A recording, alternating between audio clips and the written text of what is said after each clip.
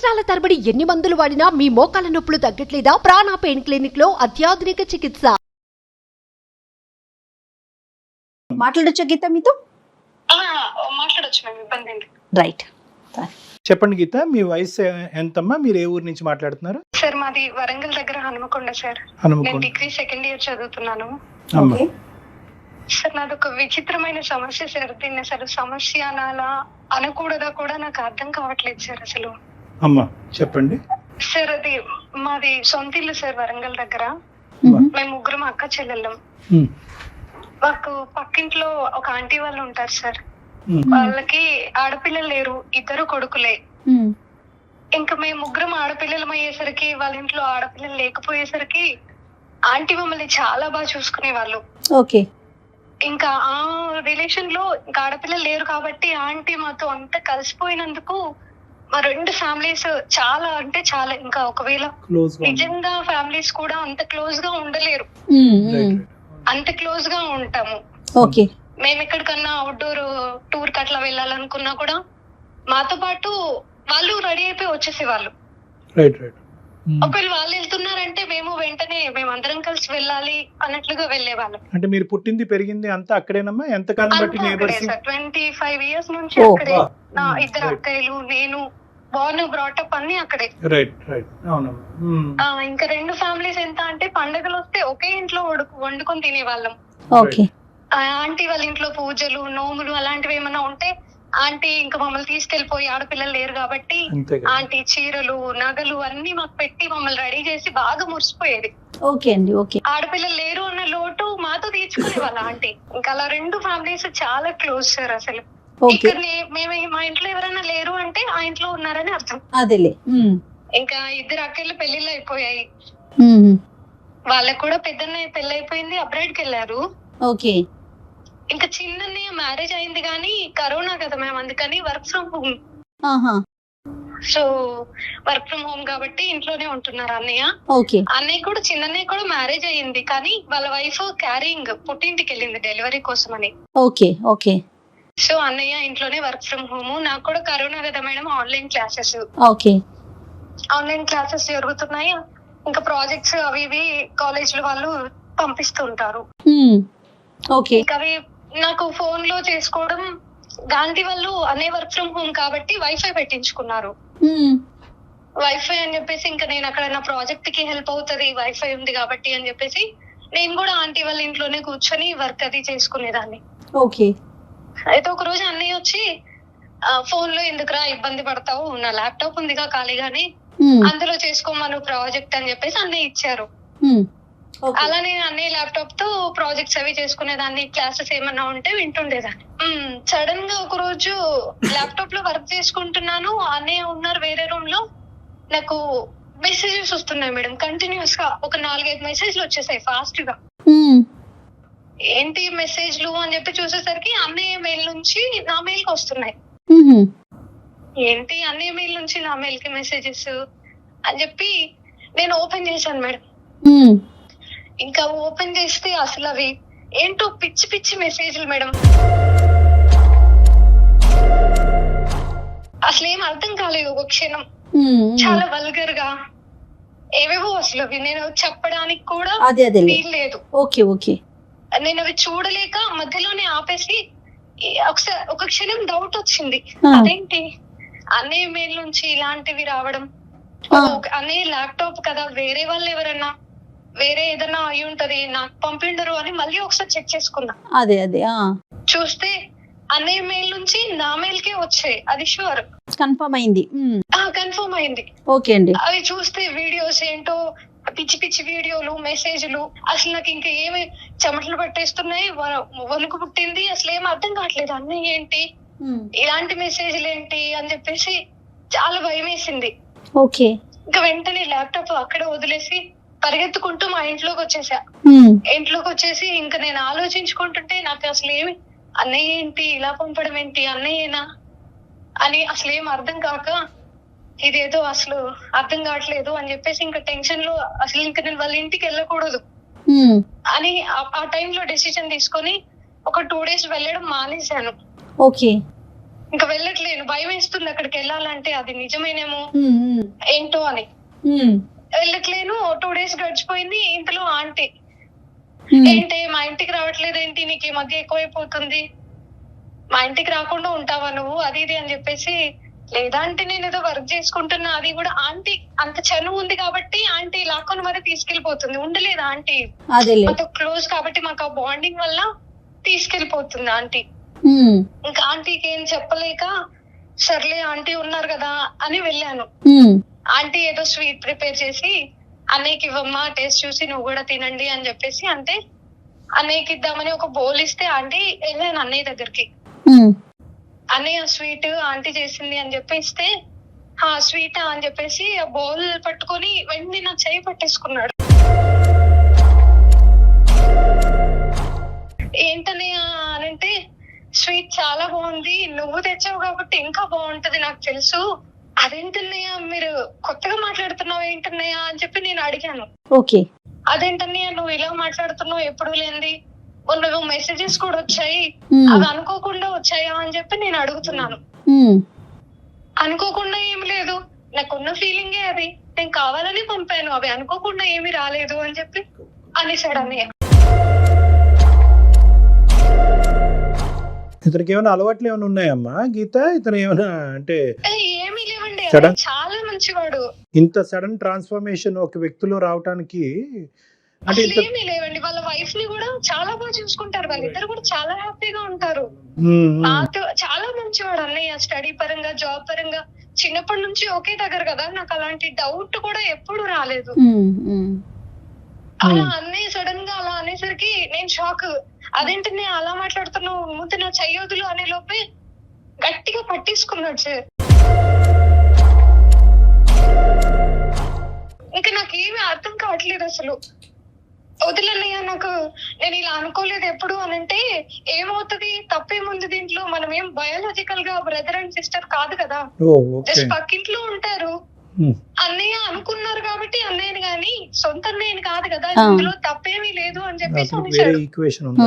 Okay, ఈ ధైర్యం చేసుకుని ఎప్పటి నుంచి అన్నయ్య నీకు నా మీద ఇటువంటి ఫీలింగ్ ఉందన్న ప్రశ్న ఎప్పుడు అడిగావమ్మా? అడిగేంత ఛాన్స్ రాలేదు సార్. ఆ రోజు ఏమైందంటే గట్టిగా పట్టేసుకుని అలా అనేసరికి నాకు వదిలించుకోవడానికి నా ఇంట్రెస్ట్ అంతా వదిలించుకొని నేను ఇక్కడ నుంచి వెళ్ళిపోవాలి ఫాస్ట్ గా అని గట్టిగా అరుద్దామంటే ఆంటీ ఉన్నారు.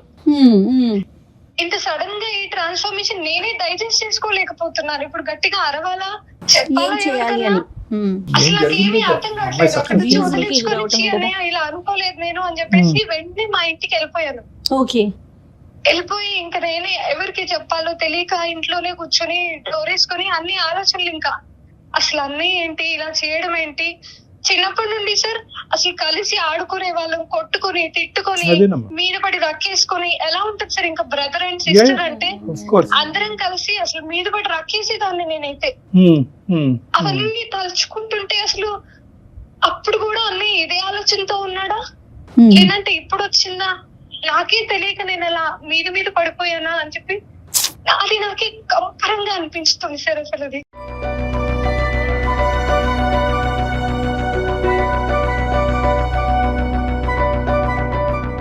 తలుచుకుంటేనే నాకు అసలు ఏమీ అర్థం కావట్లేదు. వెరీ సారీ అమ్మా. అంటే ఒక పరాయి వ్యక్తి ఇలా చేసినప్పుడే ఒక ఆడపిల్ల కంగు తిని మనసు విరిగిపోయి చాలా మంది ఆడపిల్లలు ఆత్మహత్య వరకు కూడా వెళ్ళిపోయినట్టు ఎవరికి చెప్పుకోలేనటువంటిది.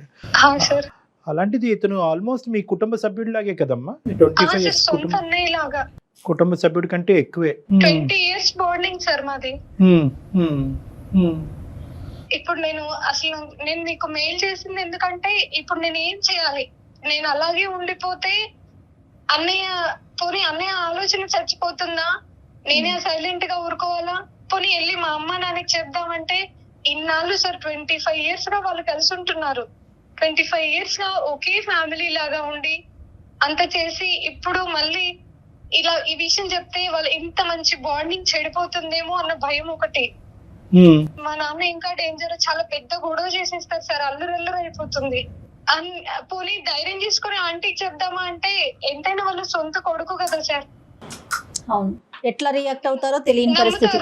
తెలీదు, నమ్ముతారా ఆంటీ, నమ్మి నాకు సపోర్ట్ చేస్తారా లేదంటే రివర్స్ లో నా కొడుకు మంచివాడే, నీకే ఇలాంటి ఆలోచన ఏమైనా ఉందేమో అని నన్నే అనుమానిస్తారా అని చెప్పి అదొక భయం. కానీ గీత అమ్మ ఒకటి ఇక్కడ ఏంటంటే అజంప్షన్స్ వర్సెస్ రియాలిటీ. సార్ ఒక అబ్బాయి నువ్వు ఇన్నాళ్ళు అన్నయ్య కింద భావించినటువంటి ఒక అబ్బాయి నీ మీద అఘాయిత్యం చేయబోయాడు. Let us make it very clear. ఎవరు లేకపోతే కనుక నీకు అదృష్టం కొద్దీ ఆ రోజు తప్పించుకున్నావు, కానీ ఒకప్పుడు తప్పించుకోలేనటువంటి పరిస్థితి వచ్చి ఉంటే కనుక ఆ అఘాయిత్యం జరిగి ఉండేది. అప్పుడు కూడా మనం ఇలా కూర్చుని మాట్లాడుకునే అవకాశం ఉంటుందా? సో నెంబర్ 1 అది. ఇక్కడ ఏంటంటే ఎందుకు నేను అజంప్షన్స్ వర్సెస్ రియాలిటీ అని అంటున్నానంటే, మా అమ్మకి చెప్తే గొడవ పడతాడు, నాన్నకి చెప్తే కుటుంబాలు విడిపోతే, వాళ్ళ అమ్మకి చెప్తే కనుక నమ్మదు, ఇవన్నీ అజంప్షన్స్ అమ్మ. అంటే నువ్వేంటంటే నీ మనసు చాలా పెద్దది, నీ మనసు అనేటటువంటి చాలా సున్నితం, చాలా పెద్ద మనసు. నువ్వేం చేస్తున్నావు అంటే కనుక మెయిన్ క్రైటీరియా ఏంటంటే నీకు తగిలినటువంటి గాయం, నీకు కలిగినటువంటి బాధ కంటే ఆ బాధను తీర్చుకోవటం ఎలా అనేటటువంటిది ఒకటి. రెండోది ఉండేటటువంటి ఏదైతే ఈ బాండింగ్, రెండు కుటుంబాల మధ్యన ఉండేటటువంటి ఈ బంధం ఏదైతే ఉందో దాన్ని కూడా సైమల్టేనియస్ గా కాపాడే ప్రయత్నం చేస్తాం. రెండింటిని బ్యాలెన్స్ చేస్తున్నాం. ఇది నీ చిన్న మనసుకి, చిన్న వయసుకి, నీ అనుభవానికి ఇది చాలా కష్టమేమో అని నాకు అనిపిస్తుంది. ఎందుకంటే ఇక్కడ ప్రధానమైన అంశం ఏంటంటే ఒక బయటోడు ఎవడో వచ్చి నీ చేయి పట్టుకోలేదు. ఐఎమ్ సారీ, నేను ఇలా మాట్లాడుతున్నా.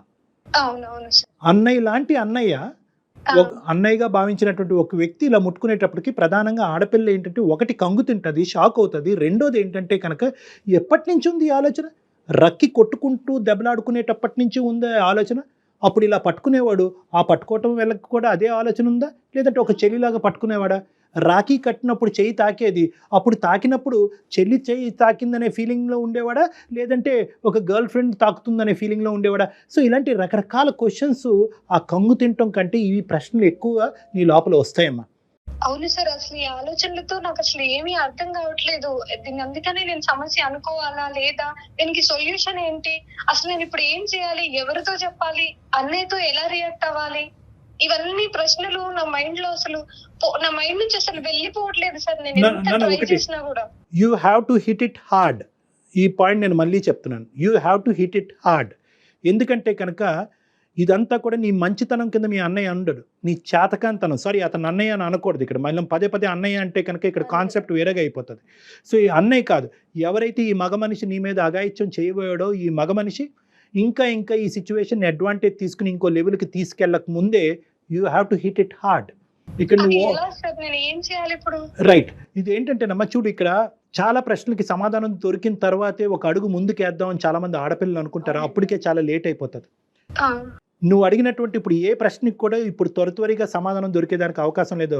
అన్నయ్యనా, అన్నయ్య కాదా, ఎప్పటి నుంచి ఆలోచన ఉంది, ఇప్పుడే వచ్చిన ఆలోచన, భార్య లేకపోవటం వల్ల వచ్చిందా, భార్య పెళ్ళ కాకముందు కూడా నా మీద ఈ ఆలోచన వచ్చిందా, వాళ్ళ అమ్మ ఎలా రియాక్ట్ అవుతుంది, మా అమ్మ నాన్న ఎలా రియాక్ట్ అవుతారు, ఏ ప్రశ్నకి సమాధానం దొరకదు. ఈ ప్రశ్నలు అన్నిటికీ సమాధానం దొరికిన తర్వాతే మనం అడుగు ముందుకేద్దాం అంటే కనుక నీది ఇంకా భయంకరమైనటువంటి పరిస్థితిలోకి వెళ్ళిపోతుంది. దాక్కోవాల్సిన పరిస్థితి వచ్చేస్తుంది కదా కళ్యాణ్ గారు. నీ మంచితనాన్ని అక్కడ ఉండేటటువంటి ఆ మనిషి నీ చేతకానితనం కింద అనుకుంటున్నాడు. నీ చేతకానితనం అంటే కనుక ఇక్కడ విక్టిమైజేషన్, నిన్ను విక్టిమ్ కింద చూసి ఇంకా నీ మీద ఇంకా పులిపంజా వేసి నిన్ను ఇంకా గ్రిప్లో లాక్కునే ప్రయత్నం చేస్తాడు. ఇక్కడ ఏంటంటే హిట్ ఇట్ హార్డ్ అని నేను ఎందుకు అంటున్నానంటేనమ్మా, ఇక్కడ సున్నితంగా ఉందాం, జాగ్రత్తగా వేద్దాం అనేది కాదు. ఇక్కడ ఏంటంటే you have to seek help. ఇక్కడ నువ్వు నీకు చేతకానటువంటి ఒక అంశం, నీ చేతుల మీదుగా సొల్యూషన్ ఐడెంటిఫై చేయలేనటువంటి ఒక అంశానికి ఖచ్చితంగా everything comes after your parents. అందుగురించి ప్రతి ఆడపిల్లకి మనం ఇదే చెప్తూ ఉంటాం. అన్నయ్యగా భావిస్తూ దగ్గరకు వచ్చే వ్యక్తి అయినా, అన్నయ్య కాకుండా ఇంకో విధంగా పరిచయం చేసుకునే ఒక వ్యక్తి అయినా, స్కూల్ దగ్గర పరిచయం అయినా, కాలేజీలో పరిచయం అయినా, బస్సులో పరిచయం అయినా, మీ తల్లిదండ్రులకి తెలియపరచండి అనేది ప్రధానంగా మనం చెప్తాం. మా అమ్మ నాన్న కోప్పడతారేమో, ఇవన్నీ సెకండరీ అమ్మ. Sentiments are secondary. Security is priority. నీ సెక్యూరిటీ అనేటటువంటిది ఇక్కడ ప్రయారిటీ. కాబట్టి ఫస్ట్ మీ తల్లిదండ్రుల తర్వాత ఎవరో కాబట్టి మీ తల్లిదండ్రులకి ఇది చెప్పండి. ఏ విధంగా చెప్తారు అంటే కనుక ఇక్కడ మీరు చెప్పే విధానం కూడా జాగ్రత్తగా చెప్పండి. అన్నయ్యలో ఇప్పటి వరకు సో ఈ అబ్బాయిని అన్నంగా భావించే ఈ అబ్బాయిని ఇప్పటి వరకు నాకు మంచితనమే కనిపించింది, ఇప్పుడే అతనిలో ఒక మార్పు కనిపిస్తుంది, ఈ మార్పు నేను భరించలేకపోతున్నాను, ఈ మార్పుకి కారణం కనుక్కోండి అనే విధంగా మీ తల్లిదండ్రులను అప్రోచ్ అవ్వండి. అంటే ఏంటంటే ఈ వ్యక్తి చెడ్డోడు అని నీకు అనిపించినా కూడా ఆ చెడ్డగా నువ్వు మాకు చెప్పిన విధంగా వాళ్ళకి నువ్వు చెప్తే చిత్రీకరిస్తే వాళ్ళకి పగ ప్రతీకారం అంతా రగిలిపోయి నువ్వు ఏదైతే జరగకూడదు అనుకుంటున్నావో ఈ రెండు కుటుంబాల మధ్యన విద్వేషాలు వైషమ్యాలు అవన్నీ వచ్చి ఈ 25 సంవత్సరాల పాటు ఈ బంధం అనేటటువంటిది తెగిపోతుంది. అంటే ఓన్లీ చేంజెస్ కనిపిస్తున్నాయి అని మాత్రమే చెప్పమంటారా?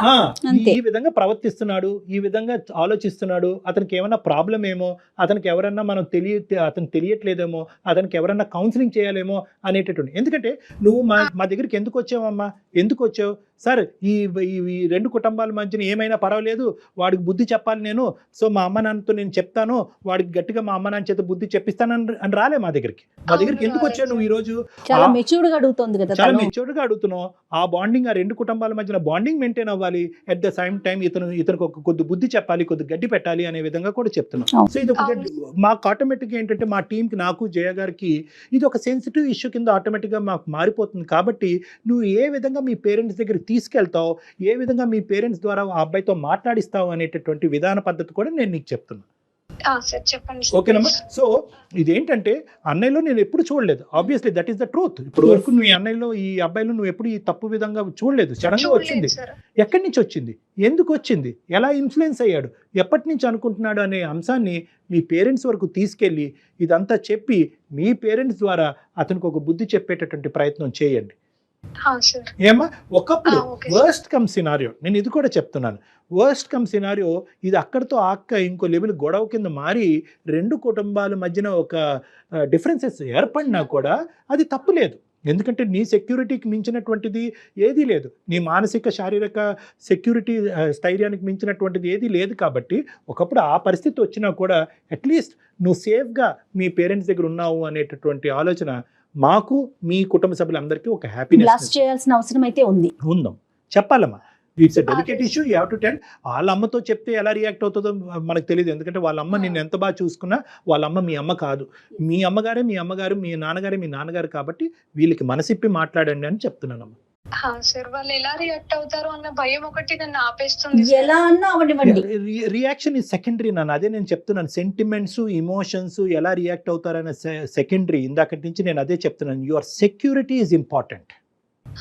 నీ సెక్యూరిటీ ఇంపార్టెంట్. రేపొద్దున ఆ అబ్బాయి ఇలా ముందుకు రావడానికి కూడా ప్రధానమైన కారణం ఏంటంటే, అరే 25 సంవత్సరాల పాటు ఒక బాండింగ్ ఏర్పడిన తర్వాత ఈ అమ్మాయి పోయి ఎవరికి చెప్పుకుంటుందిలే అనేటటువంటి ఆలోచనతోనే ఆ అబ్బాయి అంత ఇంట్లో వాళ్ళ తల్లి ఉండగా కూడా నీ చేయి పట్టుకున్నాడు, ఇంకా శృతి మించేటటువంటి ప్రయత్నం చేశాడు. కాబట్టి ఒక టైంలో నేను ఇక్కడ నుంచి వెళ్ళిపోదామా అనుకుంటే ఎటు కాకుండా డిగ్రీ సెకండ్ ఇయర్ కదా సార్, 2 years ఉండాల్సింది, ఏదైనా హాస్టల్కి వెళ్ళి జాబ్ చేసుకుందామా, ఇక్కడ నుంచి వెళ్ళిపోతే ఇలాంటివి ఉండవు కదా అన్నయ్యకి అని కూడా ఆలోచించాను. కానీ నాకు ఆ సొల్యూషన్ కూడా లేదు, ఇప్పుడు నాకు ఆ ఛాన్స్ కూడా లేదు సార్. అందుకని అసలు ఏం చేయాలో అర్థం కాక మీకు మెయిల్ చేశాను. కానీ చాలా మంచి పని చేశారండి మెయిల్ చేసి. అయితే సమస్య నుంచి దూరంగా పారిపోవటం కాదు, దానికి పరిష్కారాన్ని చూసుకోండి. దాన్ని ఎక్కడితో కట్ చేయాలి, ఎంత దూరం పరిగెడతాం కదా, సో దానికి పరిష్కారాన్ని ఆలోచించాలి. చాలా హ్యాపీగా అనిపిస్తుంది మెయిల్ చూసాక నాకు. చాలా డేర్ చేసి తను చాలా డేర్ చేసి మనకి మెయిల్ చేసింది. మా అమ్మ నాన్న వాళ్ళకి వెళ్ళి దీన్ని చెప్పండి ఇప్పుడు చూడమ్మా, ప్రతి ప్రాబ్లంకి ఎవరు బాధపడినటువంటి సొల్యూషన్ దొరకటం కష్టం అమ్మా. ఎస్పెషల్లీ ఏంటంటే రిలేషన్షిప్ ఇష్యూస్లో ఎవరు బాధపడకుండా నాకు ఒక సొల్యూషన్ చెప్పండి డాక్టర్ గారు అంటే అవ్వదు. ఇక్కడ ఎవరో ఒకరు బాధపడతారు. ఆ బాధపడేటటువంటిది వాళ్ళు బహుశా ఆ బాధ ద్వారా ఒక పాఠం నేర్చుకుని వేరే ఆడపిల్లలతో అన్యాయం జరగకుండా వ్యవహరించగలిగేటటువంటి శైలి నువ్వు తీసుకునే స్టెప్ వల్ల ఏర్పడుతుంది. ఇంకో అంశం ముఖ్యంగా ఏంటంటే, ఈ అబ్బాయి నీతోనేనా వేరే ఆడవాళ్ళతో కూడా ఇలా ప్రవర్తించి వాళ్ళ ఇంట్లో ఉండే భార్యకి చూడకుండా ఆవిడకి అన్యాయం చేస్తున్నాడు అనే అంశాన్ని కూడా ఈరోజు నువ్వు మంచి చేసేదానివే అవుతావు, కానీ వాళ్ళకి నొప్పి కలిగించినా కూడా చెడు చేసిన దాని అవ్వమ్మ నువ్వు.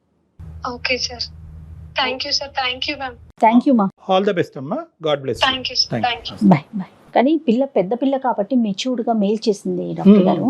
చిన్న పిల్లలండి, పసిపిల్లలు అబ్యూస్ కి గురయ్యి చెప్పుకోలేకపోవడం, స్కూల్లో కానీ ఇంట్లో కానీ ఎంత అవేర్నెస్ క్రియేట్ చేస్తున్నా కూడా గుడ్ టచ్ అని బ్యాడ్ టచ్ అని ఎంత క్లియర్ గా చెప్తున్నా కూడా పిల్లలు భయపడుతున్నారండి. ఆడపిల్లలో ఉన్న సెన్సిటివ్ హార్మోన్ అమ్మ ఈ పాపం. ఈ పాపం అంతా కూడా ఏంటంటే ఆడపిల్లకి ఇప్పుడు ఎగ్జాక్ట్ గా ఇప్పుడు మన గీత ఏదైతే భాష వాడిందో అది చంటి పిల్ల ఒక 5-6 సంవత్సరాల ఆడపిల్ల నుంచి ఒక 20-30 సంవత్సరాలు వచ్చేటటువంటి ఆడదాని వరకు ఇదే హార్మోనల్ సెన్సిటివిటీ. అందరినీ బ్యాలెన్స్డ్గా చూడాలి, శత్రువుల్లో కూడా దేవుణ్ణి చూడాలి, ఎవరికి నొప్పి కలిగించకూడదు. నా చెయ్యి పట్టుకున్నాడంటే కనుక వాడికి ఏదో పిచ్చి పట్టో లేదంటే ఏదో అయ్యో నా చెయ్యి పట్టుకున్నాడు వాడికి ఒక బుద్ధి చెప్పాలి అని అనుకుంటారే కానీ వాడిని పనిష్ చేయాలి అని అనుకోరు. సో ఈ బ్యాలెన్స్ తెచ్చేటటువంటి ప్రయత్నంలోనే ఆడపిల్లలు పదే అఘాయిత్యాలకు లోనవుతున్నారు, మోసపోతున్నారు. వయసుతో సంబంధం ఉండట్లేదు, మన భేదాలు ఉండట్లేదు, చుట్టాలు, బాబాయిలు, మేనమామలు, కజిన్స్ చాలా ఇబ్బందులు పడుతున్నారు. కానీ చాలా అప్రిషియేట్ చేయాలండి ఈ పిల్లని మాత్రం. నాకు చాలా హ్యాపీగా అనిపిస్తుంది. బయటకు వచ్చి ఇట్లా మాట్లాడటం అనేది చాలా మనం సంతోషించదగ్గ విషయం. రైట్ అండి, thank you so much. Suman టీవీలో మీ పర్సనల్ అండ్ బిజినెస్ ప్రమోషన్స్ కోసం కింది నెంబర్కి కాంటాక్ట్ చేయండి.